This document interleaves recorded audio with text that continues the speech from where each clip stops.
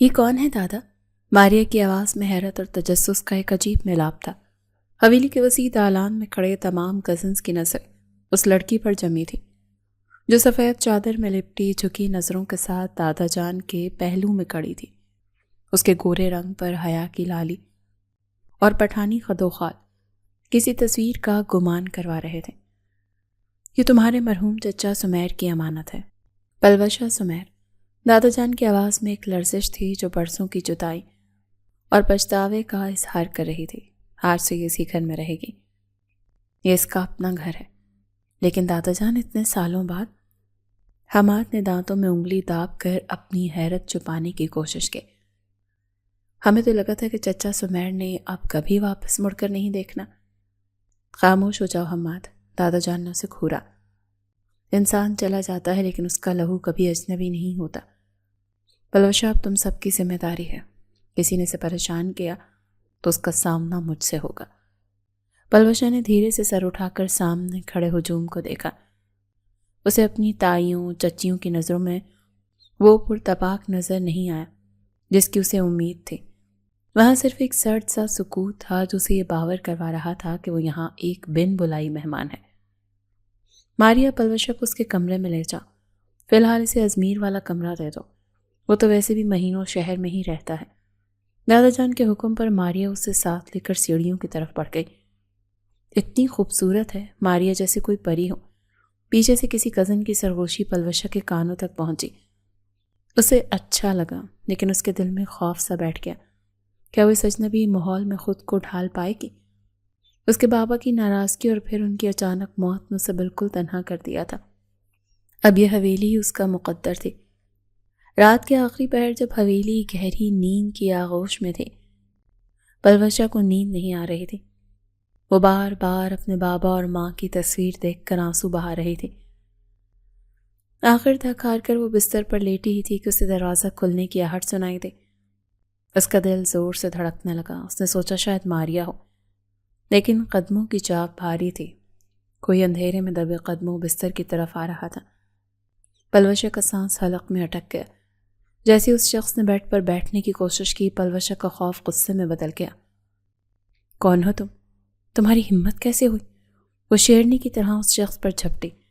اس نے بغیر سوچے سمجھے اندھیرے میں اس شخص کی گریبان کو پکڑا اور اسے مکے مارنے شروع کر دیے۔ چور، ڈاکو، میں تمہیں جان سے مار دوں گی۔ وہ شخص جو آدھی رات کو خاموشی سے اپنے ہی کمرے میں آرام کرنے آیا تھا، اس اچانک حملے پر بالکل حواس باختہ ہو گیا۔ اوئے، کیا کر رہی ہو؟ چھوڑو مجھے۔ ارے کون ہو تم؟ ازمیر کی آواز اس کی اپنی ہی گھبراہٹ میں دب کر رہ گئی۔ وہ تو ابھی سفر کی تھکن سے چور تھا اور اسے خواب میں بھی توقع نہیں تھی کہ اس کے اپنے ہی بیڈ پر کوئی اسے اس طرح سے پیٹے گا۔ بچاؤ بچاؤ، حویلی میں چور آ گیا ہے۔ پلوشا کی چیخیں پوری حویلی میں گونج اٹھیں۔ کچھ ہی دیر میں پورے گھر کی بتیاں جل گئیں۔ دادا جان، چچی، تائی اور تمام کزنز بھاگتے ہوئے کمرے میں داخل ہوئے۔ جیسے ہی لائٹ آن ہوئی، پلوشا اور ازمیر دونوں ایک دوسرے کو دیکھ کر ساکت رہ گئے۔ پلوشا نے ازمیر کا کالر مضبوطی سے پکڑ رکھا تھا اور اس کا دوسرا ہاتھ ہوا میں لہراتا ہوا ازمیر کے چہرے پر پڑنے ہی والا تھا۔ ازمیر کے بال بکھرے ہوئے تھے اور اس کی آنکھوں میں شدید حیرت اور غصہ تھا۔ ازمیر، تم اس وقت؟ دادا جان نے حیرانی سے پوچھا۔ دادا جان، یہ کیا تماشا ہے؟ میرا مطلب ہے یہ لڑکی کون ہے اور میرے کمرے میں کیا کر رہی ہے؟ ازمیر نے جھٹکے سے اپنا کالر چھڑایا اور بیڈ سے پیچھے ہٹا۔ اس کا چہرہ غصے سے سرخ ہو رہا تھا۔ پلوشا اب چادر میں خود کو سمیٹے بیڈ کے کونے میں دبک گئی تھی۔ اس کی آنکھوں میں آنسو تھے لیکن لہجہ اب بھی پٹھانی تھا۔ آپ چور کی طرح کیوں آئے؟ میں نے سمجھا کوئی بدماش ہے۔ بدماش؟ بی بی، یہ میرا کمرہ ہے، میں اپنی چابی سے اندر آیا ہوں۔ تم بتاؤ کہ تم یہاں کیا کر رہی ہو؟ ازمیر نے گرج کر کہا۔ ازمیر، بدتمیزی مت کرو، یہ پلوشا ہے، تمہارے چچا سمیر کی بیٹی۔ دادا جان نے آگے بڑھ کر اسے خاموش کروایا۔ ازمیر نے ایک نظر پلوشا پر ڈالی۔ اس کی آنکھوں میں موجود نمی اور اس کے چہرے کی معصومیت نے ایک لمحے کے لیے ازمیر کے غصے کی شدت کو کم کیا، لیکن اپنی تذلیل کا احساس اسے تڑپا رہا تھا۔ تمام کزنز دروازے پر کھڑے دانتوں میں انگلیاں دابے مسکراہٹیں دبا رہے تھے۔ بہت خوب، اب اس گھر میں میرے کمرے پر بھی قبضہ ہو گیا۔ ٹھیک ہے دادا جان۔ ازمیر نے غصے سے اپنا بیگ اٹھایا اور کمرے سے باہر نکل گیا۔ اگلی صبح ناشتے کی میز پر ایک عجیب ہی خاموشی چھائی ہوئی تھی، جسے کزنس کی شرارتی نظریں بار بار توڑنے کی کوشش کر رہی تھیں۔ ازمیر کا موڈ نہایت خراب تھا اور وہ چپ چاپ کافی کے گھونٹ بھر رہا تھا۔ لالا، سنا ہے کل رات آپ کا استقبال بہت ہی جاندار طریقے سے ہوا؟ حماد نے شرارت سے پوچھا۔ ازمیر نے اس کی ایسی نگاہوں سے اسے دیکھا کہ حماد کی ہنسی وہیں پر رک گئی۔ اپنے کام سے کام رکھو حماد، ورنہ میرا ہاتھ بھی تم پر ویسے ہی چل سکتا ہے۔ ارے ہم تو بس یہ کہہ رہے تھے کہ ایک چھوٹی سی دھان پان سی لڑکی سے ہمارے پہلوان لالا پٹ گئے۔ ماریا نے پلوشہ کی طرف دیکھ کر آنکھ ماری۔ پلوشہ جو ابھی ابھی ناشتے کے لیے آئی تھی، یہ سن کر وہیں رک گئی۔ اس کا سر شرمندگی سے جھک گیا۔ وہ کوئی چھوٹی سی لڑکی نہیں ہے، بلا ہے بلا، ازمیر نے تلخی سے کہا اور پلوشہ کی طرف دیکھے بغیر وہاں سے اٹھ کھڑا ہوا۔ پلوشہ نے محسوس کیا کہ اس کے دل میں ایک کسک سی ابھری ہے۔ اسے پچھتاوا تھا کہ اس نے اسے پہچانا نہیں، لیکن اس کا لہجہ اسے بہت برا لگا۔ میں نے کوئی جان بوجھ کر نہیں کیا تھا، کوئی بھی لڑکی ڈر جاتی۔ اس نے دھیمی آواز میں صفائی پیش کی۔ بیٹا تم پریشان نہ ہو، ازمیر ذرا غصے کا تیز ہے پر دل کا برا نہیں ہے۔ دادا جان نے اسے تسلی دی، مگر پلوشہ جانتے تھے کہ اس ایک واقعے نے ان دونوں کے درمیان ایک ایسی دیوار کھڑی کر دی ہے جسے گرانا آسان نہیں ہوگا۔ ناشتے کے بعد جب وہ کچن کی طرف جا رہی تھی تو اسے تائی اور چچی کی باتیں سنائی تھی۔ دیکھ لینا آپ، یہ لڑکی یہاں آ تو گئی ہے پر یہ سکون چھین لے گی۔ ازمیر کو اس نے پہلے دن ہی نچا دیا تھا۔ اور جائیداد کا کیا؟ اب ابا جی اس کے نام بھی حصہ لگائیں گے؟ ہمارے بچوں کا حق مارا جائے گا۔ پلوشے کے قدم وہیں رک گئے۔ اس کے وجود میں ایک سنسنی سی دوڑ گئی۔ وہ یہاں پیار اور پناہ کی تلاش میں آئی تھی، لیکن اسے کیا معلوم تھا کہ وہ ایک ایسی جنگ کا حصہ بننے جا رہی ہے جس کا اس نے کبھی تصور بھی نہیں کیا تھا۔ اس نے اپنے دل پر ہاتھ رکھا۔ اسے یہاں رہنا تھا، اسے ان سب کا سامنا کرنا تھا۔ بابا، آپ مجھے کہاں چھوڑ گئے؟ اس نے دل ہی دل میں اپنے باپ کو پکارا۔ اسے احساس ہوا کہ اس حویلی کی زندگی اتنی سادہ نہیں ہے جتنی اسے دور سے لگتی تھی۔ یہاں ہر مسکراہٹ کے پیچھے ایک سازش تھی اور ہر رشتے کے پیچھے ایک مفاد۔ ادھر ازمیر اپنے کمرے کے باہر کھڑا اپنی فائلیں سمیٹ رہا تھا کہ پلوشہ وہاں سے گزری۔ دونوں کی نظریں ملی۔ ازمیر کی آنکھوں میں اب بھی سرد مہری تھی اور پلوشہ کی آنکھوں میں ایک خاموش سوال۔ آج سے تم گیسٹ روم میں شفٹ ہو جاؤ گے، ازمیر نے اسپاٹ لہجے میں کہا۔ جی، مجھے دادا جان نے بتا دیا ہے، پلوشہ نے جواب دیا۔ امید ہے وہاں تم کسی اور کو چور سمجھ کر پیٹنا شروع نہیں کر دو گی۔ ازمیر کے لہجے میں طنز واضح تھا۔ امید ہے آپ بھی اب کسی کے کمرے میں بغیر پوچھے داخل نہیں ہوں گے۔ پلوشہ نے پلٹ کر جواب دیا تو ازمیر دنگ رہ گیا۔ اسے توقع نہیں تھی کہ یہ لڑکی اسے جواب دے گی۔ وہ اسے وہیں کھڑا چھوڑ کر تیزی سے سیڑھیاں اتر گئی۔ ازمیر اسے جاتے ہوئے دیکھتا رہا۔ اس کے دل میں ایک عجیب سی جھنجھلاہٹ پیدا ہوئی تھی۔ یہ لڑکی صرف خوبصورت ہی نہیں تھی بلکہ اس کے پاس زبان بھی تھی اور ہمت بھی۔ اسے احساس ہو گیا تھا کہ پلوشہ سمیر اس کے لیے ایک مستقل سر درد بننے والی ہے۔ پلوشہ اپنے نئے کمرے میں آئی تو وہاں اپنے ماں باپ کی تصویریں نکال کر بیٹھ گئی۔ اسے یہاں بہت تنہا محسوس ہو رہا تھا۔ اس نے سوچا کہ کاش وہ کبھی یہ گھر نہ چھوڑتے، کاش اس کے بابا ناراض نہ ہوتے، لیکن اب وقت بدل چکا تھا۔ اسے اس حویلی میں اپنی جگہ بنانی تھی، چاہے اس کے لیے اسے ازمیر جیسے اکڑو انسان سے ہی کیوں نہ لڑنا پڑے۔ وہ نہیں جانتی تھی کہ یہ تو ابھی صرف آغاز ہے۔ آنے والے دن اس کے لیے محبت، نفرت اور امتحان کی ایسی کئی داستانیں لے کر آنے والے تھے جن کا انجام خود اس کے بس میں نہیں تھا۔ دادا جان، میں نے کہہ دیا نا کہ میں کالج نہیں جاؤں گی، مجھے ڈر لگتا ہے ان لوگوں سے، پلوشہ نے اپنے دوپٹے کا پلو انگلیوں میں لپیٹتے ہوئے ہٹ درمی سے کہا۔ اس کے لہجے میں موجود پٹھانی مٹھاس دادا جان کے چہرے پر مسکراہٹ لے آئی۔ ڈر کیسا بیٹی؟ تمہاری کزن ماریا بھی تو اسی کالج میں ہے، وہ تمہارا خیال رکھے گی۔ دادا جان نے اس کے سر پر ہاتھ رکھا۔ تعلیم بہت ضروری ہے پلوشہ، تمہارے بابا بھی یہی چاہتے تھے۔ ہاں پلوشہ، تم فکر نہ کرو، وہاں میں ہوں نا، ہم دونوں مل کر خوب دھمال مچائیں گی، ماریا نے شرارت سے آنکھ مارتے ہوئے کہا۔ ماریا اپنی چلبلی طبیعت کی وجہ سے پوری حویلی میں مشہور تھی۔ وہ پلوشہ کی معصومیت اور اس کے بولنے کے انداز کی دیوانی ہو چکی تھی۔ دیکھ لو ماریا اسے پڑھانے لے جا رہی ہوئی آوارہ گردی کروانے۔ ازمیر جو سیڑھیوں سے اتر رہا تھا تلخی سے بولا۔ اس کا موڈ اب بھی پلوشہ کے حوالے سے نارمل نہیں ہوا تھا۔ اسے وہ رات اور وہ پٹائی یاد آتی تو اس کا خون کھولنے لگتا تھا۔ ازمیر لالا، آپ کیوں ہمیشہ کباب میں ہڈی بنتے ہیں؟ ماریا نے منہ بسوڑا۔ پلوشہ نے ازمیر کو دیکھا اور جان بوجھ کر مسکرائی۔ ٹھیک ہے دادا جان، میں جاؤں گی، لیکن اگر کسی نے مجھے کچھ کہا تو میں اس کا سر پھوڑ دوں گی، جیسے اس رات کسی کا پھوڑا تھا۔ اس نے ازمیر کی طرف دیکھ کر معصومیت سے کہا۔ ازمیر کے قدم وہیں رک گئے۔ اس نے پلوشہ کو گھورا۔ زبان بہت چلتی ہے تمہاری۔ پٹھان ہو تو کیا ہوا؟ یہ حویلی ہے، کوئی پہاڑ نہیں جہاں تم اپنی مرضی چلاؤ گی۔ لالا، پہاڑ ہو یا حویلی، غیرت اور ہمت تو وہی رہتی ہے نا؟ پلوشہ نے تیکھے لہجے میں جواب دیا۔ اور آپ کو تو خوش ہونا چاہیے کہ میں آپ کو لالا کہہ کر اتنی عزت دے رہی ہوں۔ مجھے تمہاری اس عزت کی ضرورت نہیں ہے، اور خبردار جو مجھے دوبارہ لالا کہا۔ ازمیر غصے سے پیر پٹکتا ہوا باہر نکل گیا۔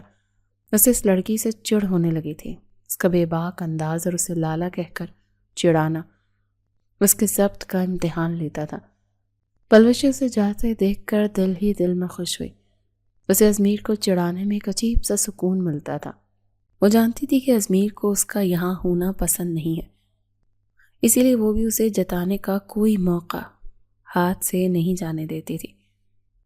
حویلی کے کچن میں تائی اور چچی کی سرگوشیاں باقاعدہ گفتگو کی شکل اختیار کر چکی تھیں۔ تم نے دیکھا بھابی، ابا جی کیسے اس کے نخرے اٹھا رہے ہیں؟ کل کو اسے جائیداد میں حصہ بھی نکلے گا۔ چچی نے برتن پٹکتے ہوئے کہا۔ وہی تو میں کہہ رہی ہوں، ہمارے بچوں کا کیا ہوگا؟ ازمیر تو ویسے ہی اس سے خار کھاتا ہے، لیکن ابا جی کی وجہ سے چپ ہے۔ ہمیں کچھ ایسا کرنا ہوگا کہ یہ لڑکی خود ہی یہاں سے بھاگ جائے۔ تائی کی آنکھوں میں حسد کی آگ صاف دکھائی دے رہی تھی۔ ان کی نظر میں پلوشہ صرف ایک یتیم بھتیجی نہیں، بلکہ وہ ان کے بیٹیوں کے حصے میں آنے والی دولت کی تقسیم کا ایک ذریعہ بن رہی تھی۔ وہ مسلسل پلوشی کے خلاف زہر اگلتی رہتی تھی۔ کبھی اس کے لباس پر اعتراض کرتی تو کبھی اس کے بولنے کے انداز پر۔ پلوشی یہ سب سنتی اور محسوس کرتی تھی۔ اس کی اندرونی کیفیت کرب سے بھر جاتی تھی۔ میں یہاں کیوں آئی؟ کیا میرے بابا کا اس گھر پر کوئی حق نہیں تھا؟ کیا میں صرف جائیداد کا ایک حصہ ہوں؟ وہ اکثر راتوں کو اپنی ماں کی تصویر سے یہی سوال کرتی تھی۔ اسے اس حویلی کی دیواروں سے اب گھٹن ہونے لگی تھی۔ سوائے دادا جان اور ماریا کے اسے کوئی اپنا نہیں لگتا تھا۔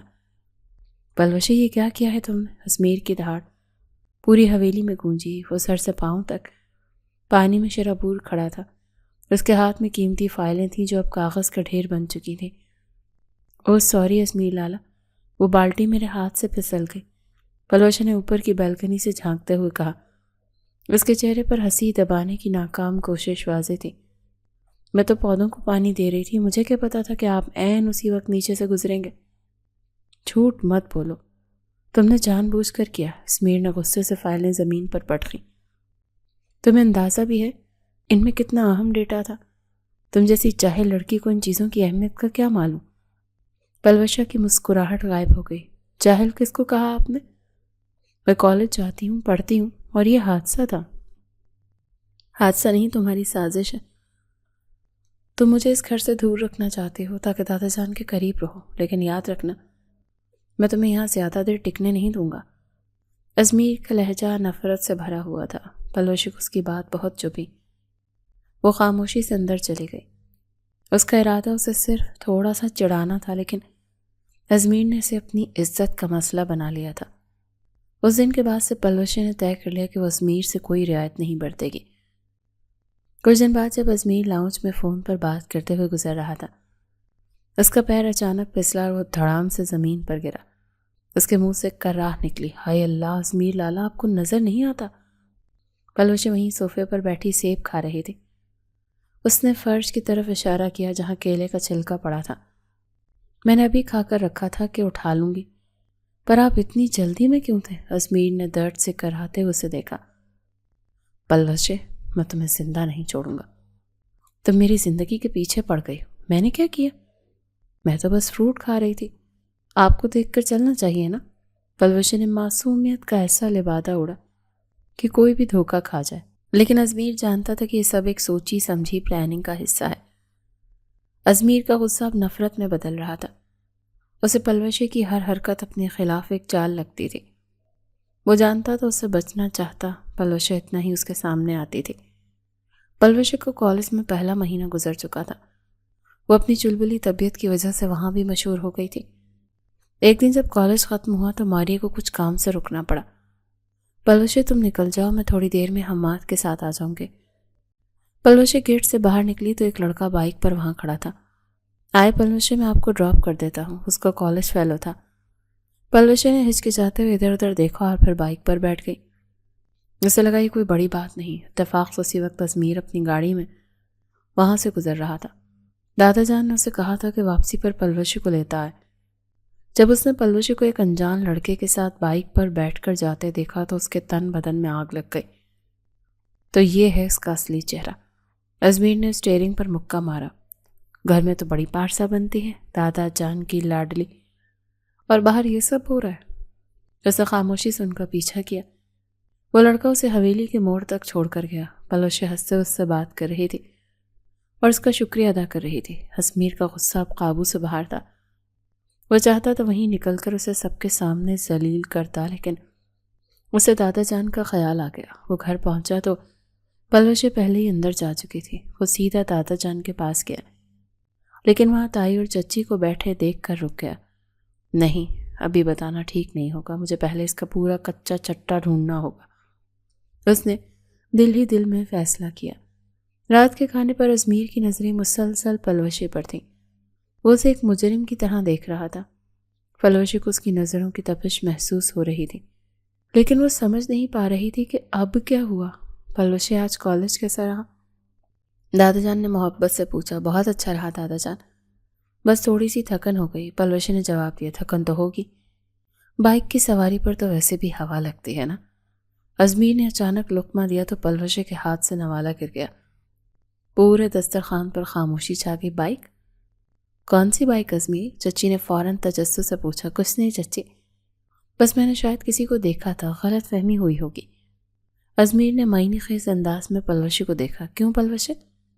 کیا مجھے غلط فہمی ہوئی ہے؟ پلوشی کا چہرہ زرد پڑ گیا۔ وہ سمجھ گئی کہ ازمیر نے اسے دیکھ لیا ہے۔ اس نے خاموشی سے سر جھکا لیا۔ اس کے اندر ایک خوف لہرانے لگا۔ اسے اندازہ نہیں تھا کہ ایک عام سی لفٹ لینا اس کے لیے اتنی بڑی مصیبت بن جائے گی۔ ازمیر نے دل ہی دل میں سوچا، اب میں تم پر نظر رکھوں گا، تمہارا یہ نقاب میں سب کے سامنے اتاروں گا۔ پلوشی سمیر، تم نے سمجھا کیا تھا کہ تم اس گھر کو بیوقوف بنا لو گی؟ اب دیکھو میں کیا کرتا ہوں۔ پلوشی کی اندرونی کیفیت اب بے چینی میں بدل چکی تھی۔ اسے لگ رہا تھا کہ اس حویلی میں اس کے لیے زمین تنگ کی جا رہی ہے۔ ایک طرف تائی اور چچی کی نفرت تھی اور دوسری طرف ازمیر کا یہ نیا روپ۔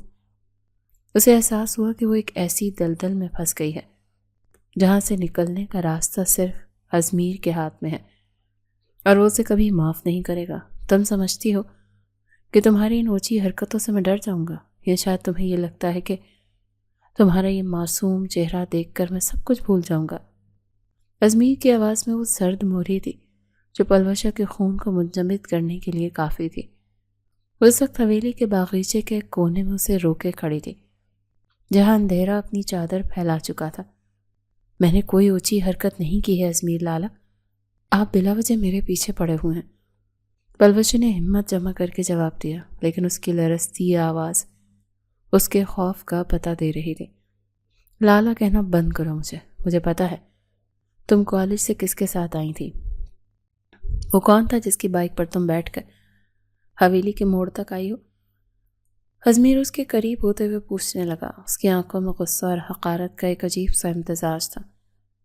وہ میرا کلاس فیلو تھا، رکشا نہیں مل رہا تھا تو اس سے لفٹ لے دی۔ پلوشی نے نظریں چراتے ہوئے کہا، لفٹ یا کوئی اور چکر؟ دیکھو پلوشا، یہ پختونخوا کے پہاڑ نہیں ہے جہاں تم اپنی مرضی سے گھومتے پھرو گے۔ یہ ہماری حویلی ہے اور یہاں کی عزت سے بڑھ کر کچھ نہیں ہے۔ ازمیر کا لہجہ سخت سے سخت تر ہو گیا۔ میں نے تم پر نظر رکھنی شروع کر دی، اگر دوبارہ مجھے ایسا کچھ نظر آیا تو یاد رکھنا میں دادا جان کو بتانے میں ایک پل کی دیر نہیں کروں گا۔ پلوشا کی آنکھوں میں آنسو بھر آئے۔ آپ کو مجھ سے اتنی نفرت کیوں ہے؟ میں نے تو آپ کا کچھ نہیں بگاڑا، تمہارا یہاں ہونا ہی میرے لیے کافی ہے۔ ازمیر اسے وہیں چھوڑ کر مڑا اور تیزی سے حویلی کے اندر داخل ہو گیا۔ اگلی صبح حویلی کا ماحول حسب معمول نہیں تھا۔ دادا جان نے سب کو لاؤنج میں اکٹھا کر رکھا تھا۔ تائی اور چچی کے چہروں پر ایک عجیب سی بے چینی تھی، جبکہ ازمیر خاموشی سے صوفے پر بیٹھا اپنی گھڑی کے ساتھ کھیل رہا تھا۔ میں نے ایک فیصلہ کیا، دادا جان کی پاٹ دار آواز گونجی۔ سمیر کی بیٹی اب جوان ہے اور میں نہیں چاہتا کہ اس کی شادی میں مزید تاخیر ہو۔ میں نے فیصلہ کر لیا ہے کہ ازمیر اور پلوشا کا نکاح کر دیا جائے۔ یہ جملہ کسی دھماکے سے کم نہیں تھا۔ پلوشا جو ماریہ کے پیچھے کھڑی تھی، اس کے پیروں تلے سے زمین نکل گئی۔ ازمیر نے جھٹکے سے سر اٹھایا اور دادا جان کو دیکھنے لگا، جیسے اسے اپنے کانوں پر یقین نہ آیا۔ لیکن ابا جی، ازمیر اور یہ، میرا مطلب ہے یہ دونوں تو ایک دوسرے کو ایک آنکھ نہیں بہاتے۔ چچی نے فوراً اعتراض کیے۔ ان کے ذہن میں جائیداد کے حصوں کی تقسیم کا حساب کتاب شروع ہو چکا تھا۔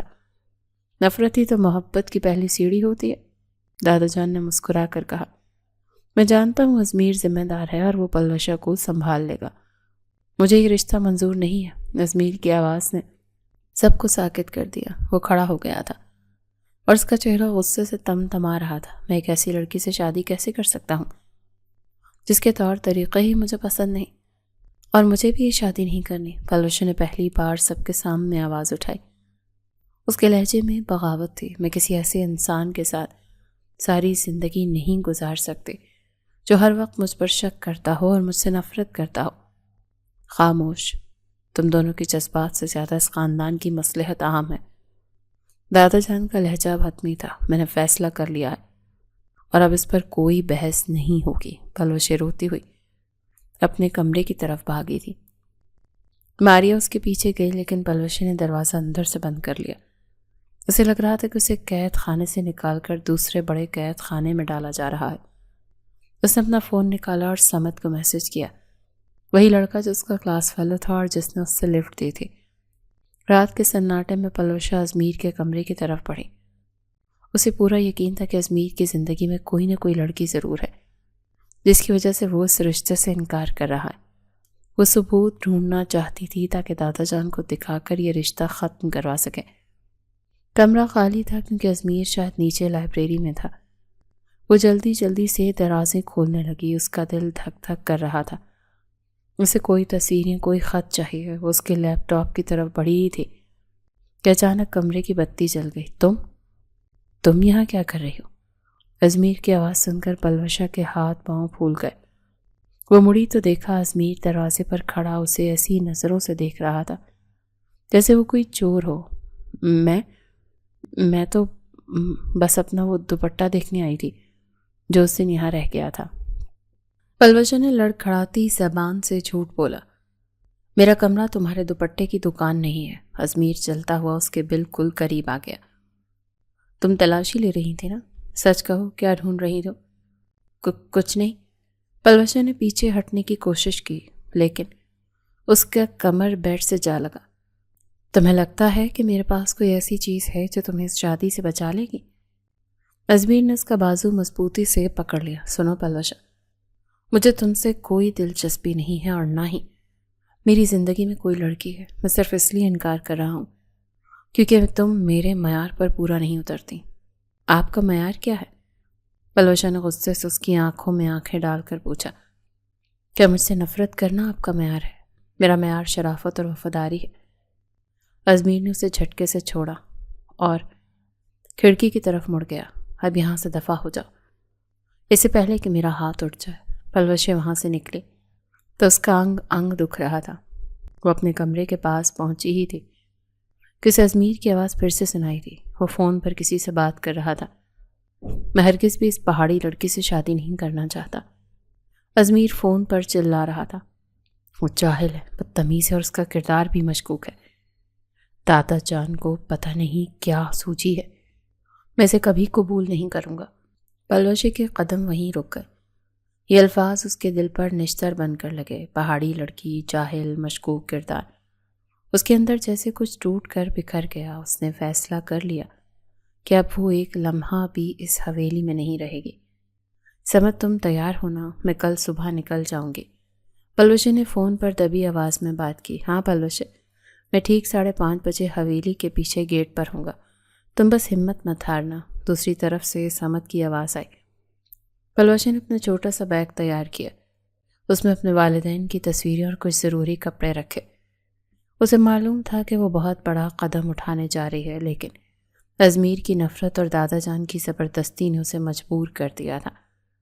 وہ بھاگ جانا چاہتی تھی کہیں دور، جہاں کوئی اسے جاہل پہاڑی لڑکی نہ کہے۔ ابھی صبح کا اجالا پھیلا ہی نہیں تھا جب پلوشے دبے قدموں کمرے سے باہر نکلی۔ حویلی میں ہر طرف سناٹا تھا۔ اس کا دل اس قدر زور سے دھڑک رہا تھا کہ اسے لگ رہا تھا کہ کوئی بھی سن لے گا۔ وہ پچھلے گیٹ کی طرف بڑھی اور اسے کھول کر باہر نکل آئی۔ سامنے سڑک سنسان تھی۔ وہ سمت کا انتظار کرنے لگی۔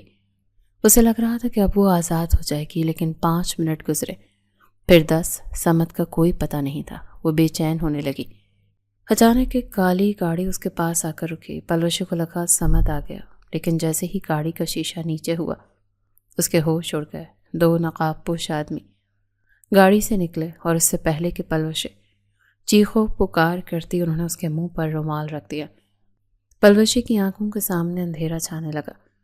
اسے آخری چیز جو یاد رہی وہ سرد ہوا کا ایک جھونکا تھا جو اس کے چہرے کو چھو کر گزرا تھا۔ جب پلوشے کو ہوش آیا تو اس کے سر میں شدید درد تھا۔ اس نے آنکھیں کھولی تو خود کو ایک کشادہ بیڈ روم میں پایا۔ یہ حویلی نہیں تھی، بلکہ یہ کوئی فارم ہاؤس معلوم ہوتا تھا۔ کمرے کی کھڑکیاں بڑی تھیں اور باہر ہریالی نظر آ رہی تھی۔ مجھے کہاں لے آئے ہو تم لوگ؟ پلوشے نے چیختے ہوئے اٹھنے کی کوشش کی، لیکن اسے چکر آ گیا۔ بچاؤ، کوئی ہے؟ دروازہ کھلا اور کوئی اندر داخل ہوا۔ پلوشے نے سامنے دیکھا تو اس کی سانسیں رک گئیں۔ سامنے ازمیر کھڑا تھا، سفید شرٹ کے بازو اوپر چڑھے ہوئے، چہرے پر وہی سنگلاخ تاثر۔ تم؟ پلوشے کی آواز بمشکل نکلی۔ تم نے مجھے اغوا کیا؟ اغوا نہیں، تحفظ کہتے ہیں اسے۔ ازمیر چلتا ہوا اس کے پاس آیا اور ایک کرسی کھینچ کر بیٹھ گیا۔ تمہارا کیا خیال تھا تم اس لڑکے کے ساتھ بھاگ جاؤ گی اور میں تماشا دیکھوں گا؟ تمہیں کیسے پتا چلا؟ پلوشے نے ہانپتے ہوئے پوچھا۔ میں نے کہا تھا نا کہ میں تم پر نظر رکھ رہا ہوں۔ تمہارا وہ بزدل دوست تو پہلے ہی دھمکی سن کر بھاگ گیا تھا۔ میں جانتا ہوں کہ اس کے ساتھ افیئر چل رہا ہے نا تمہارا۔ ازمیر کا لہجہ حقارت سے بھرا ہوا تھا۔ میں تمہیں اپنے خاندان کی عزت اچھالنے کی اجازت ہرگز نہیں دوں گا، اسی لیے تمہیں یہاں سبق سکھانے کے لیے قید کیا ہے۔ تم پاگل ہو گئے ہو ازمیر؟ جب تمہیں مجھ سے شادی ہی نہیں کرنی، جب تم مجھ سے اتنی نفرت کرتے ہو، تو پھر مجھے یہاں کیوں لائے؟ مجھے جانے دو۔ پلوشہ بیڈ سے اتری اور اس کے سینے پر مکے مارنے لگی۔ ازمیر نے اس کے دونوں ہاتھ پکڑ کر اسے جھٹکا دیا۔ خاموش ہو جاؤ، اب تم اگلے 4 ماہ تک کسی فارم ہاؤس میں رہو گی۔ نہ تم کہیں جا سکتی ہو اور نہ ہی کوئی یہاں آ سکتا ہے۔ گھر والے کیا سوچ رہے ہوں گے؟ دادا جان مر جائیں گے یہ سوچ کر کہ میں بھاگ گئی ہوں۔ پلوشے کی ہچکیاں بن گئیں۔ گھر والوں کو میں نے بتا دیا ہے کہ میں تمہیں یونیورسٹی میں اسکالرشپ دلانے کے لیے شہر لے آیا ہوں۔ دادا جان کو سب پتہ ہے۔ ازمیر نے اسپاٹ لہجے میں جھوٹ بولا، حالانکہ وہ جانتا تھا کہ دادا جان اس کے اس منصوبے میں برابر کے شریک تھے، لیکن پلوشے کو یہ بتانا بھی مناسب نہیں تھا۔ میں تم سے نفرت کرتی ہوں ازمیر، تم ایک ظالم انسان ہو۔ پلوشے فرش پر بیٹھ کر رونے لگی۔ نفرت کرنا تمہارا حق ہے، لیکن یہاں رہنا تمہاری مجبوری۔ ازمیر مڑا اور کمرے سے باہر نکل گیا۔ دروازہ باہر سے لاک کرنے کی آواز پلوشہ کے دل پر ہتھوڑے کی طرح لگی۔ اسے سمجھ آ گیا تھا کہ زندگی کا سب سے کٹھن امتحان اب شروع ہوا ہے۔ اس شخص کی قید میں تھی جو اس سے سب سے زیادہ نفرت کرتا تھا۔ فارم ہاؤس کی خاموشی پلوشے کے اعصاب پر ہتھوڑے کی طرح سے برس رہی تھی۔ وہ پچھلے 2 گھنٹوں سے دروازہ پیٹ رہی تھی، لیکن وہاں صرف سناٹا تھا جو اسے چڑھانے کے لیے کافی تھا۔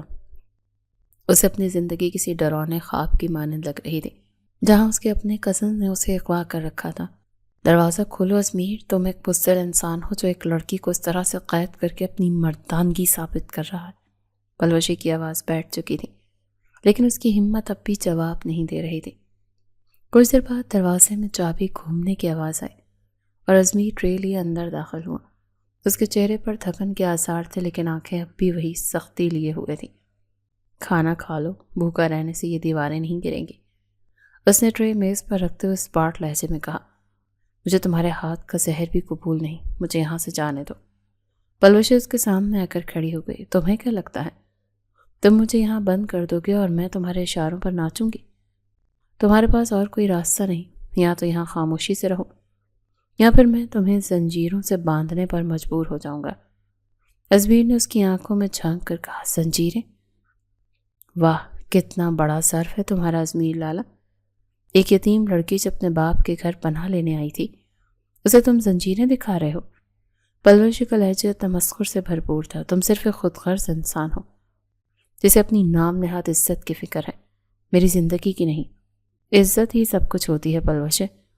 تم جس لڑکے کے ساتھ بھاگنے نکلی تھی اسے تمہاری کوئی پرواہ نہیں تھی، وہ صرف ایک تماشا دیکھنا چاہتا تھا۔ ازمیر نے غصے سے اس کا بازو پکڑا۔ میں نے اسے دیکھا ہے، وہ تمہیں بیچ سڑک پر چھوڑ کر بھاگ گیا جب اسے پتہ چلا کہ میں پیچھے ہوں۔ تم جھوٹ بول رہے ہو۔ وہ مجھ سے محبت کرتا ہے۔ پلوشی نے اپنا بازو چھڑانے کی کوشش کی۔ محبت؟ اسے محبت نہیں، ہوس کہتے ہیں، اور تم اتنی نادان ہو کہ ایک اجنبی کے بہکاوے میں آ کر اپنے باپ کی پگڑی اچھالنے چلی تھی۔ ازمیر کا پارا ہائی ہو گیا۔ اس نے غصے میں اپنا ہاتھ اٹھایا، لیکن پلوشا کی آنکھوں میں بے خوفی دیکھ کر رک گیا۔ مارو؟ کیوں رک گئے؟ مارو مجھے، ویسے بھی جیسے تم سب نے مل کر میرے جذبات کو مارا ہے، پلوشی نے چلا کر کہا، اور اس سے پہلے کہ ازمیر کچھ سمجھ پاتا، پلوشی کا ہاتھ پوری قوت سے ازمیر کے گال پر پڑا۔ کمرے میں ایک لمحے کے لیے سناٹا چھا گیا۔ ازمیر کا چہرہ ایک طرف جھک گیا۔ اس نے آہستہ سے اپنا ہاتھ اپنے گال پر رکھا اور پھر پلوشی کو دیکھا۔ اس کی آنکھوں میں غصہ نہیں بلکہ ایک عجیب سا کرب تھا۔ تم لوگوں کے گھر سے مجھے نفرت اور حقارت کے سوا ملا ہی کیا ہے؟ پلوشی روتے ہوئے فرش پر بیٹھ گئی۔ تائی اور چچی مجھے جائیداد کا دشمن سمجھتی ہیں، کزنس میرا مذاق اڑاتے ہیں، اور تم نے تو حد ہی کر دی۔ اگر کوئی مجھ سے پیار سے بات کر رہا ہے، مجھے تھوڑی سی توجہ دے رہا ہے، تو تم سے وہ بھی برداشت نہیں ہو رہی؟ تم چاہتے ہو کہ میں بس ایک لاش بن کر اس حویلی کے کسی کونے میں پڑی رہوں؟ ازمیر خاموش کھڑا اسے دیکھتا رہا۔ پلوسا کے الفاظ اس کے سینے میں تیر کی طرح پیوست ہو رہے تھے۔ وہ جانتا تھا کہ حویلی میں اس کے ساتھ کیا سلوک ہوتا رہا ہے، لیکن اسے اندازہ نہیں تھا کہ وہ لڑکی اندر سے اتنی ٹوٹی ہوئی ہے۔ اس نے گہرا سانس لیا اور اپنے لہجے کو نرم کرنے کی کوشش کی۔ پلوشے، میری بات سنو، میں تمہیں یہاں ہمیشہ کے لیے نہیں رکھنا چاہتا۔ ازمیر اس کے سامنے جھک کر بیٹھا۔ صرف 4 ماہ بعد تم 18 سال کی ہو جاؤ گی۔ قانونی طور پر تم اپنی زندگی کا فیصلہ کرنے کے لیے آزاد ہوگی۔ میں نہیں چاہتا کہ اس سے پہلے تم کوئی ایسی غلطی کرو جس کا بوجھ ہمارے خاندان کو تا حیات اٹھانا پڑے۔ پلوشی نے آنسو بھری آنکھوں سے اسے دیکھا۔ 4 ماہ؟ اور اس کے بعد میں خود تمہیں اس لڑکے کے پاس چھوڑ آؤں گا، میں خود تمہاری شادی اس سے کرواؤں گا۔ یہ میرا تم سے وعدہ ہے۔ ازمیر کی آواز میں ایسا یقین تھا جس نے پلوشی کو ساکت کر دیا۔ تب تک تمہیں یہاں رہنا ہوگا، محفوظ طریقے سے۔ میں دادا جان کو سب بتا چکا ہوں۔ گھر میں سب یہی سمجھتے ہیں کہ تم شہر میں ہاسٹل میں ہو اور میں تمہارا خیال رکھ رہا ہوں۔ دادا جان جانتے ہیں؟ پلوشی کی آواز میں حیرت تھی۔ ہاں، وہ تمہاری حفاظت کے لیے میرے اس فیصلے میں میرے ساتھ ہیں۔ اب یہ تم پر ہے کہ تم ان 4 مہینوں کو جہنم بناتی ہو یا امن سے گزارتی ہو۔ ازمیر اٹھ کر کھڑا ہوا۔ دروازہ اب کھلا رہے گا۔ تم فارم ہاؤس میں کہیں بھی جا سکتی ہو، لیکن باہر نکلنے کی کوشش مت کرنا کیونکہ وہاں گارڈز موجود ہیں۔ پلوشی خاموش رہی۔ اسے سمجھ نہیں آ رہا تھا کہ وہ ازمیر پر یقین کرے یا نہیں، لیکن اس کے پاس اور کوئی راستہ بھی نہیں تھا۔ اگلے چند دن خاموشی کی نظر ہو گئے۔ پلوشی فارم ہاؤس کے بڑے سے لان میں بیٹھی رہتی یا پھر لائبریری میں کتابیں پڑھتی رہتی۔ ازمیر زیادہ وقت شہر میں ہوتا تھا، لیکن رات کو وہیں واپس آتا۔ ایک صبح پلوشی کو بوریت نے اس قدر گھیرا کہ وہ کچن میں چلی گئی۔ وہاں جو ملازمہ اسے دیکھ کر مسکرائی۔ بی بی جی، آپ آرام کریں، میں کھانا بنا لیتی ہوں۔ نہیں، آج میں بناؤں گی، مجھے فارغ بیٹھ کر دیوانے گننے کی عادت نہیں۔ پلوشی نے آستینیں اوپر چڑھائیں اور آٹا گوندنا شروع کر دیا۔ اس نے اپنی ماں سے پٹھانی کھانے بنانا سیکھے تھے اور آج وہ وہی بنانا چاہتی تھی۔ شام کو جب ازمیر واپس آیا تو گھر میں پھیلی خوشبو نے اسے حیران کر دیا۔ وہ کچن کے دروازے پر رک گیا۔ پلوشا، دوپٹے کو کمر سے باندھے بڑی مہارت سے روٹیاں بیل رہی تھی۔ اس کے چہرے پر آٹے کا ایک نشان تھا جو اس کی معصومیت میں اضافہ کر رہا تھا۔ خوشبو تو بہت اچھی ہے، ازمیر نے پہلی بار مسکرا کر کہا۔ پلوشیں چونک کر مڑی۔ آپ آ گئے؟ ہاتھ منہ دھو لیں، کھانا تیار ہے۔ اس کا لہجہ اب اتنا تلخ نہیں تھا، شاید تنہائی اور ضرورت نے ان دونوں کے درمیان برف پگھلانا شروع کر دی تھی۔ کھانے کی میز پر دونوں کے درمیان ایک خاموش مفاہمت تھے۔ ازمیر نے پہلا لقمہ لیا اور اس کی آنکھیں چمک اٹھیں۔ بہت لاجواب ہے، میں نے کبھی ایسا ذائقہ نہیں چکھا۔ یہ ہماری روایتی ڈش ہے، بابا کو بہت پسند تھی۔ پلوشی کی آواز میں اداسی چھلکی۔ وہ تم سے بہت محبت کرتے ہوں گے، تم ان کی طرح بہادر جو ہو، ازمیر نے اسے دیکھتے ہوئے کہا۔ بہادری نہیں، مجبوری ہے ازمیر، جب اپنوں سے لڑنا پڑے تو انسان کو خود ہی ڈھال بننا پڑتا ہے۔ پلوشی نے نظریں جھکا لیں۔ آپ نے کبھی سوچا ہے کہ آپ میرے ساتھ اتنی سختی کیوں کرتے ہیں؟ کیا صرف اس لیے کہ میں ایک بوجھ ہوں؟ تم بوجھ نہیں ہو پلوشے، ازمیر نے سنجیدگی سے کہا۔ شاید میں تمہیں سمجھ نہیں پایا، مجھے لگا کہ تم صرف ضدی ہو، لیکن اب احساس ہو رہا ہے کہ تمہاری ضد کے پیچھے ایک خالی پن ہے۔ ان 4 مہینوں نے جیسے وقت کا رخ بدل دیا تھا۔ وہ دونوں جو ایک دوسرے کی شکل دیکھنا بھی پسند نہیں کرتے تھے، اب گھنٹوں بیٹھ کر باتیں کرتے تھے۔ ازمیر اسے شہر کی کہانیاں سناتا اور پلوش اس پہاڑوں کی زندگی کے بارے میں بتاتی۔ دشمنی کی جگہ ایک انکہی دوستی نے لے لی تھی۔ پلوشی کو فارم ہاؤس قید خانہ نہیں بلکہ ایک پناہ گاہ لگنے لگا تھا۔ ایک دن ازمیر اسے باہر گھمانے لے گیا۔ تم بہت دنوں سے اندر ہو، چلو آج تمہیں کچھ الگ دکھاتا ہوں۔ وہ اسے ایک خوبصورت سی جھیل کے کنارے لے گیا۔ وہاں پلوشی کسی چھوٹی بچی کی طرح خوش نظر آ رہی تھی۔ وہ پانی سے کھیل رہی تھی کہ اچانک کچھ مقامی لڑکوں نے اسے دیکھ کر فقرے کسنا شروع کر دیے۔ پلوشی گھبرا کر پیچھے ہٹی، لیکن ازمیر فوراً اس کے سامنے آ گیا۔ اپنی زبان سنبھال کر بات کرو ورنہ یہیں گاڑ دوں گا۔ ازمیر کا غصہ دیکھ کر وہ لڑکے پیچھے ہٹ گئے، لیکن ایک لڑکے نے بدتمیزی جاری رکھی۔ ازمیر نے بغیر وقت ضائع کیے اسے ایک زوردار مکہ جڑ دیا اور دیکھتے ہی دیکھتے وہاں لڑائی شروع ہو گئی۔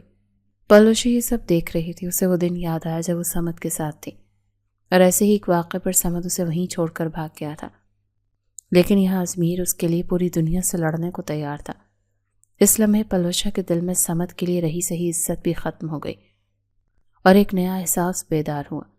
واپسی پر گاڑی میں مکمل خاموشی تھی۔ پلوشے بار بار ازمیر کے زخمی ہاتھ کو دیکھ رہی تھی۔ آپ کو چوٹ لگی ہے، مجھے دکھائیں، اس نے نرمی سے ازمیر کا ہاتھ اپنے ہاتھوں میں لیا۔ ازمیر نے اسے دیکھا۔ پلوشی کی آنکھوں میں جو فکر تھی وہ ازمیر کے دل کی دھڑکنیں تیز کرنے کے لیے کافی تھی۔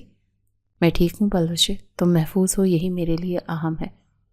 پلوشی نے کچھ نہیں کہا، بس اس کے ہاتھ پر پٹی باندھتی رہی۔ اس کا دل اب سمد کے لیے نہیں بلکہ ازمیر کے ساتھ دھڑکنے لگا تھا، لیکن اسے اپنے کیے گئے وعدے یاد تھے، اور ازمیر کا وہ وعدہ بھی کہ وہ اسے آزاد کر دے گا۔ وہ سوچ رہی تھی کہ کیا 4 ماہ بعد وہ واقعی اس سے دور جانا چاہتی ہے، یا یہ قید اب اس کی سب سے بڑی خواہش بن چکی ہے۔ وقت پر لگا کر اڑ گیا۔ فارم ہاؤس کی فضاؤں میں اب وہ اجنبیت نہیں تھی جو 4 ماہ پہلے پلوشا کا دم گھونٹ رہی تھی۔ آج پلوشا 18 سال کی ہو گئی تھی، لیکن اس کے چہرے پر وہ خوشی نہیں تھی جو ایک آزاد پنچھی کے چہرے پر ہونی چاہیے تھی۔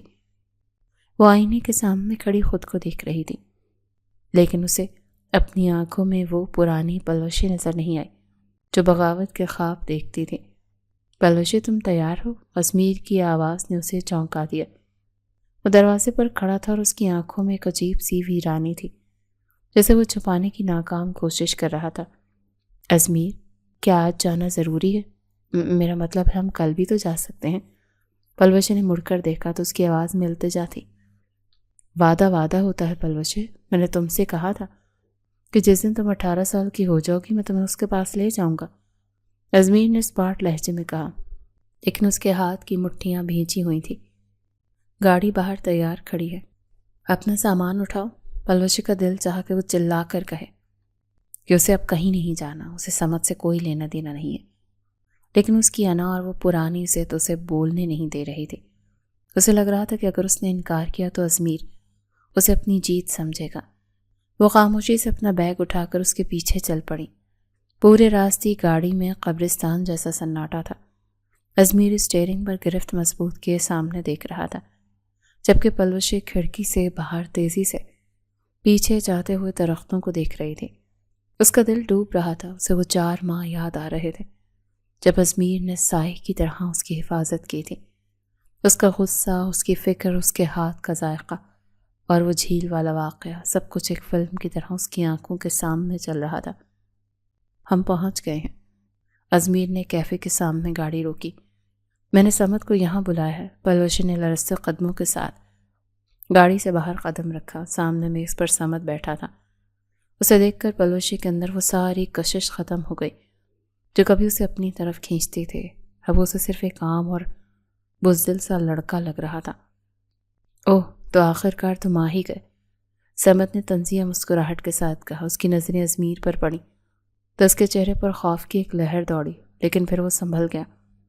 اور سناؤ پلوشی، 4 ماہ تک اپنے اس ہیرو کزن کے ساتھ فارم ہاؤس میں رہ کر کیسا لگا؟ پلوشی کا رنگ فک پڑ گیا۔ سمت، تم یہ کیا کہہ رہے ہو؟ وہی جو سب دیکھ رہے ہیں، گھر والوں کی ٹھکرائی ہوئی لڑکی جو مہینوں ایک غیر مرد کے ساتھ رہی، وہ اب میرے پاس کس منہ سے آئی ہے؟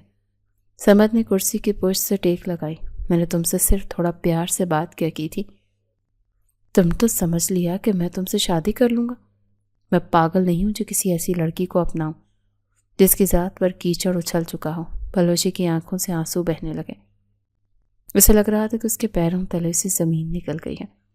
سمت، میں تمہارے لیے اپنا گھر چھوڑ کر نکلی تھی تو میں نے کہا تھا، تم خود آئی تھی، اور اب واپس جاؤ۔ میرے لیے تم صرف ایک وقتی اٹریکشن تھی جو اب ختم ہو چکی ہے، سمت نے حقارت سے کہا۔ ازمیر جو اب تک خاموشی سے یہ سب سن رہا تھا، اس کا ضبط جواب دے گیا۔ وہ ایک چیتے کی طرح جھپٹا اور سمت کا گریبان پکڑ کر اسے کرسی سے اٹھا لیا۔ اپنی زبان کو لگام دو ورنہ میں اسے تمہارے حلق سے کھینچ لوں گا۔ ازمیر کی آواز دھاڑ بن کر گونجی۔ تمہاری اوقات کیا ہے کہ تم پلوشی سمیر کی ساتھ پر انگلی اٹھا؟ وہ ایک ہیرا ہے جسے تم جیسے کچرے کی ضرورت نہیں ہے۔ چھوڑو مجھے، میں سچ کہہ رہا ہوں، یہ لڑکی اب کسی کے کام کی نہیں رہی، سمت نے چیخ کر کہا۔ ازمیر کا ہاتھ پوری قوت سے سمت کے گال پر پڑا۔ تھپڑ کی آواز اتنی زوردار تھی کہ کیفے میں موجود تمام لوگ مڑ کر دیکھنے لگے۔ سمت لڑکھڑا کر زمین پر گرا۔ ازمیر نے اسے دوبارہ اٹھانے کی کوشش کی لیکن پلوشی نے اس کا ہاتھ پکڑ لیا۔ چھوڑ دیں اسے ازمیر، یہ اس قابل بھی نہیں ہے کہ آپ کا ہاتھ گندا ہو۔ پلوشی کی آواز میں اب آنسو نہیں بلکہ ایک مضبوطی تھی۔ اس نے سمت کی طرف دیکھا، اس کی آنکھوں میں اب صرف نفرت تھی۔ تم نے ٹھیک کہا سمت، میں تمہارے لائق نہیں ہوں، میں اس سے کہیں زیادہ بہتر کی حقدار ہوں جس کا تم تصور بھی نہیں کر سکتے۔ ازمیر نے غصے سے سمت کو جھٹکا دیا اور پلوشی کا ہاتھ پکڑ کر باہر کی طرف بڑھ گیا۔ گاڑی میں بیٹھنے کے بعد ازمیر کا سانس پھولا ہوا تھا۔ اس کا غصہ ٹھنڈا ہی نہیں ہو رہا تھا۔ تم ٹھیک ہو؟ ازمیر نے پلوشی کی طرف دیکھے بغیر پوچھا۔ میں ٹھیک ہوں، بلکہ میں آج بہت خوش ہوں۔ پلوشی نے اپنی آنکھیں صاف کی۔ آج میری آنکھوں سے وہ پٹی اتر گئی ہے جو میں نے خود باندھی تھی۔ مجھے اب سمجھ آ گیا ہے کہ کون میرا ہے اور کون صرف تماشائی۔ ازمیر نے گاڑی سٹارٹ کی اور حویلی کی طرف رخ موڑ دیا۔ ہم گھر جا رہے ہیں، دادا جان تمہارا انتظار کر رہے ہیں۔ ازمیر، پلوشی نے دھیرے سے اسے پکارا۔ کیا آپ اب بھی مجھ سے نفرت کرتے ہیں؟ ازمیر نے ایک لمحے کے لیے اسے دیکھا۔ اس کی آنکھوں میں وہ سچائی تھی جو وہ زبان سے نہیں کہہ پا رہا تھا۔ میں نے تم سے کبھی نفرت نہیں کی پلوشی، میں صرف تمہیں کھونا نہیں چاہتا تھا، اسی لیے میں نے وہ سب کیا۔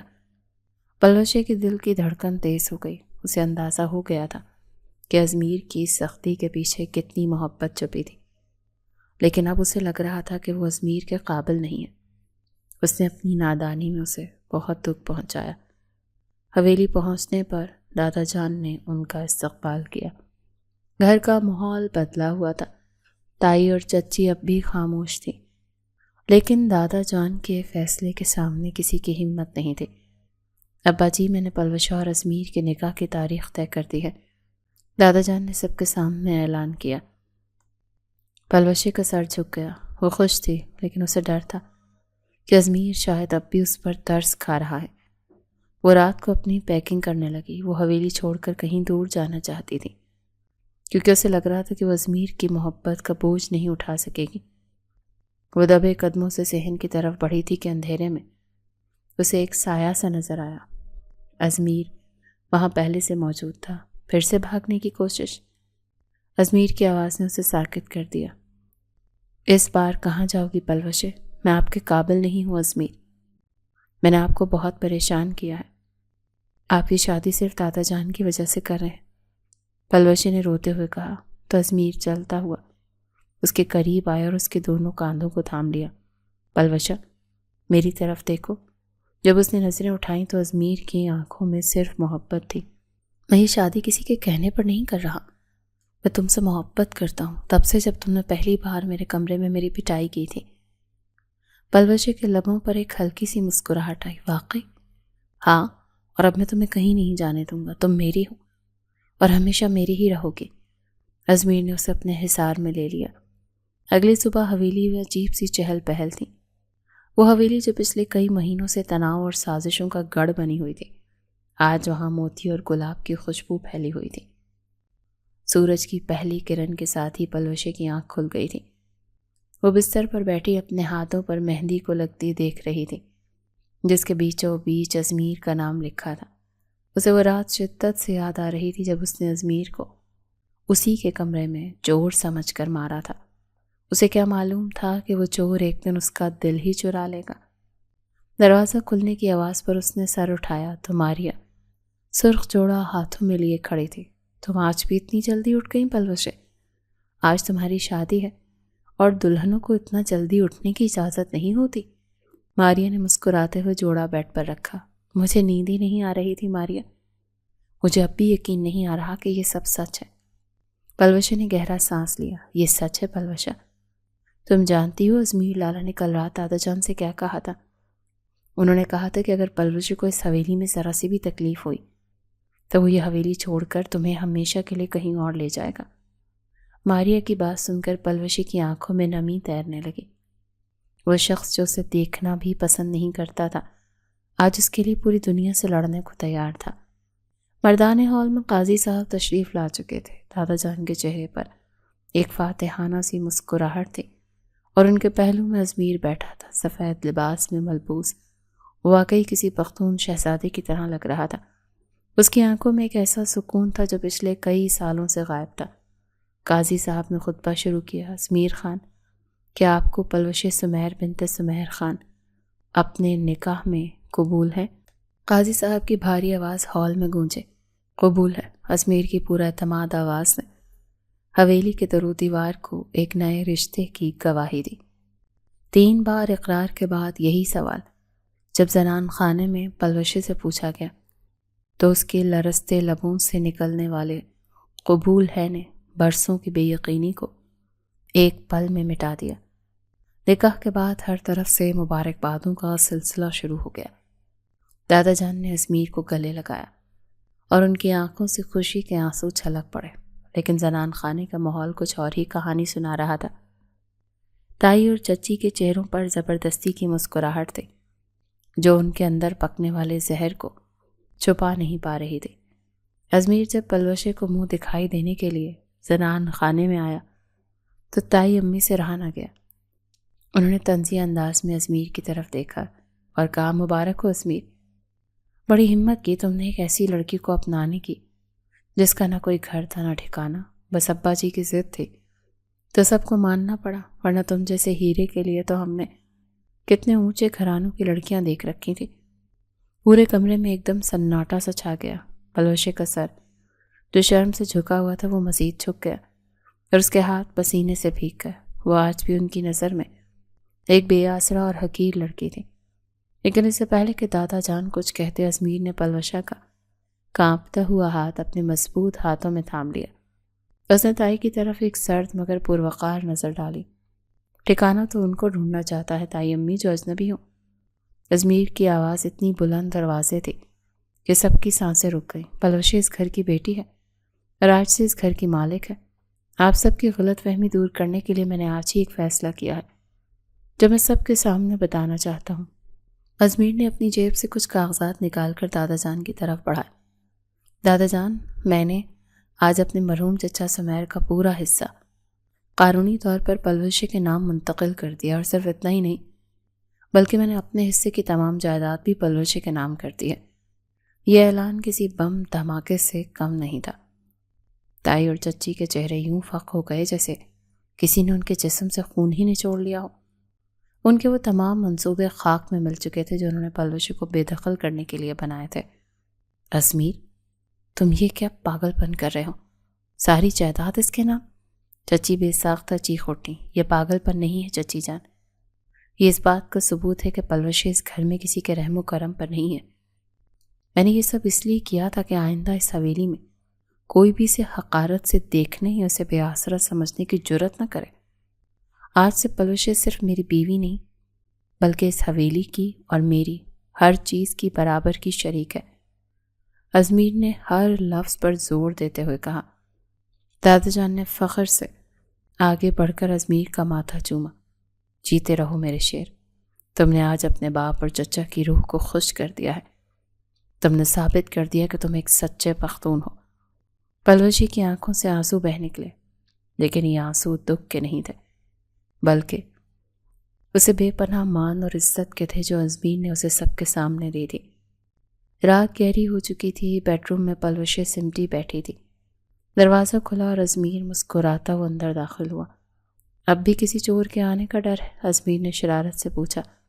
چور تو آپ ہیں جنہوں نے میرا دل چرا لیا، پلوشے نے دھیرے سے کہا تو ازمیر اس کے قریب آ کر بیٹھ گیا۔ ازمیر، آپ نے ساری جائیداد میرے نام کیوں کر دی؟ پلوشے نے نظریں اٹھا کر پوچھا۔ کیونکہ میں چاہتا تھا کہ تم خود کو کبھی کمتر نہ سمجھو۔ جائیداد تو کاغذ ہے، میں نے تو اپنی زندگی تمہارے نام کی ہے۔ ازمیر نے اس کا ہاتھ تھاما۔ کیا تم مجھے اس قید کے لیے معاف کر سکو گی؟